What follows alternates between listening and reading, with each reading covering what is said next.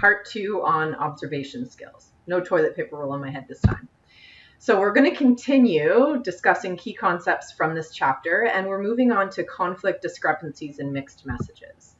And so basically what we want to think about is what this means in terms of the counseling relationship. So when we're talking about discrepancies or mixed messages or conflict, what exactly are we talking about?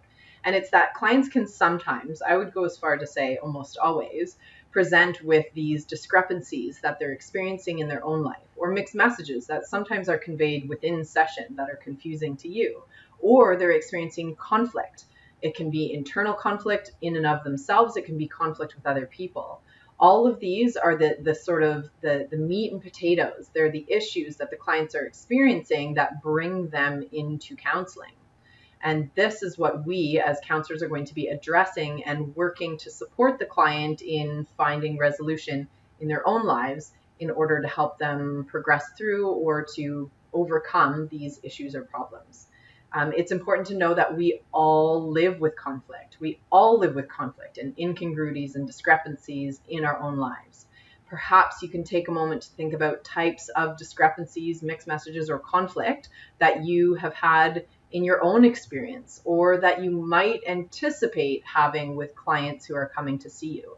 Maybe you already have an idea of what sort of agency or organization or population grouping that you're interested in working with. What do you think some conflicts and discrepancies might be for those clients who are coming to see you? Is it going to be peer conflict? Is it going to be internal conflict? Is it going to be addictions issues that they want to overcome?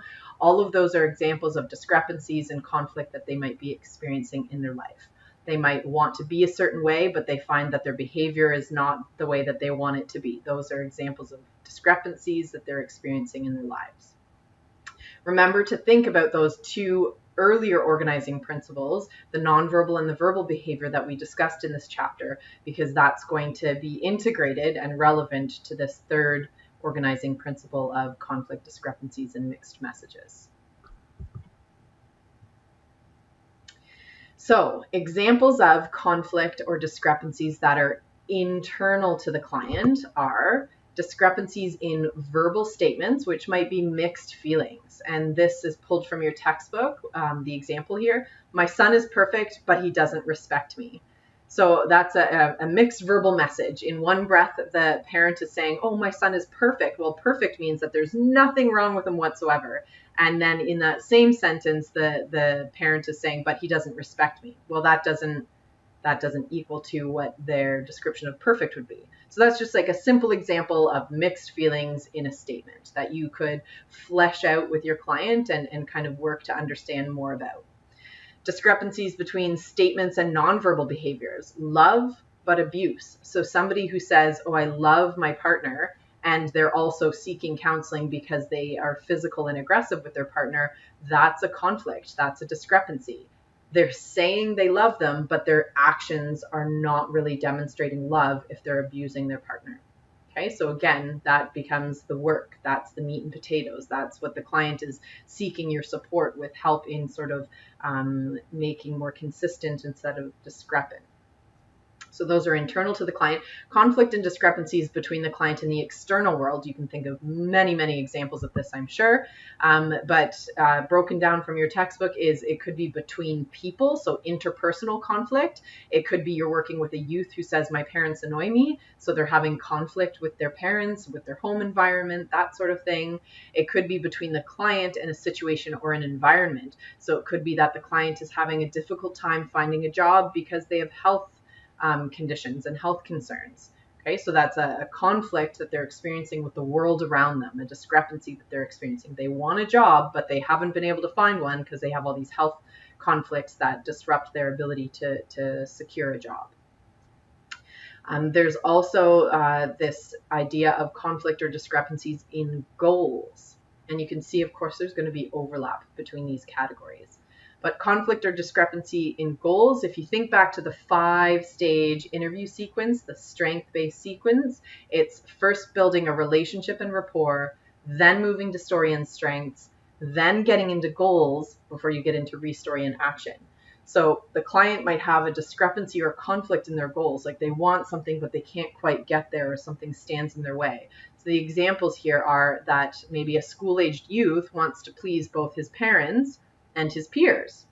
Well, his parents don't want him doing drugs, but in order to fit in with his peers, he feels he has to do drugs. So he's got a conflict in these goals, right? He wants to please these two parties in his life, but in terms of doing that, his behaviors are different depending on who he's pleasing. Okay? And that would be, again, what you flesh out in the counseling relationship and what you work on with your client in terms of what they want to do about it. Not what you want to do, but what they want to do about it. There's also a possibility of conflict and discrepancies between you and your client, and that can involve any of the former noted dimensions. So it could be mixed messages in sort of verbal and nonverbal, what you're kind of observing, picking up. It could be mixed or discrepant goals. Perhaps you're projecting a goal onto your client that your client isn't actually wanting to pursue themselves. So conflict and discrepancy between you and your client can occur, which means you're out of synchrony, you're dissynchronous in terms of the counseling relationship. So examples are that a client might misread your nonverbal behaviors. You might misread their nonverbal behaviors. You might be saying one thing, the client might be saying something totally different, and you're kind of like on different paths. It could be that you get too close to a really important topic, and the client might, and your textbook even highlights this, your client might sort of pick lint off of their shirt. Sometimes people fidget, they pick lint off of their shirt, or they sort of turn away, they look down, and those are all examples that you might be talking about a topic that is uncomfortable for your client. So that's not a bad thing, right? We want to help our clients feel safe and to go into those deeper issues, but we want to do that in a manner that they feel comfortable with. So again, these discrepancies are just things that can be brought forward for discussion between you and your client, which kind of answers that question. What do we do when we observe conflict or discrepancy between us and our client? I think the best is probably to talk about it, right? So if you feel like you're on a different page, if you feel like you misread their nonverbals and you're not quite sure what their reaction meant, ask them about it. I mean, they're the ones who can answer that for you instead of both of you kind of making assumptions and then it going left unsaid. Talk about it.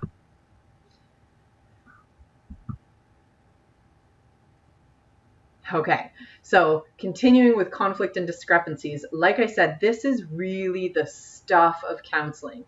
When people get frustrated, sometimes they fake their feelings, right? So it's like the client who refused the Kleenex box from me. He really didn't want to cry. He really, like, crying for him signified some major vulnerability or perhaps a weakness for him to cry. And so it was discrepant of his goals, right? He did not want to cry in session and he was crying in session. So it was discrepant of his experience, and it was something that became sort of the flesh of our session on that day and subsequent sessions thereafter, right? He became more comfortable with being vulnerable, more comfortable with opening up. He stopped refusing the Kleenex box. And ultimately, so when people get frustrated, they can fake their feelings, or they might have secondary emotions to what they're actually showing or revealing to you in session. When people are sad and embarrassed, sometimes when people are sad, sometimes they feel embarrassed for appearing sad. And so they might try to cover up those feelings. Perhaps you can take some time to think about other examples of discrepancies. Maybe you can think about how you're going to integrate the nonverbal behaviors, the verbal behaviors into conflict and discrepancies. What does that mean for you? How are you going to apply that as a social service worker? Can you really stop and think about conflict or discrepancies that you've experienced in your own life or that you're currently experiencing in your life? And if you were to seek out counseling support, what would you hope that the counselor would guide you in? What would you hope that you would get out of a counseling session? And then turn those tables and know how you might conduct yourself as a social service worker. You're going to learn a lot more about conflict and discrepancies in chapter 10, but for now, I really want you to practice your observing skills. So I promised you that the second segment would be shorter, and already we're done. So turning inward, just take some time between this and next week to reflect on yourself as an observer. Maybe ask somebody that you're close with to help point some things out of your own verbals or nonverbals. Maybe video record yourself if you want to do a side practice session with a classmate or peer.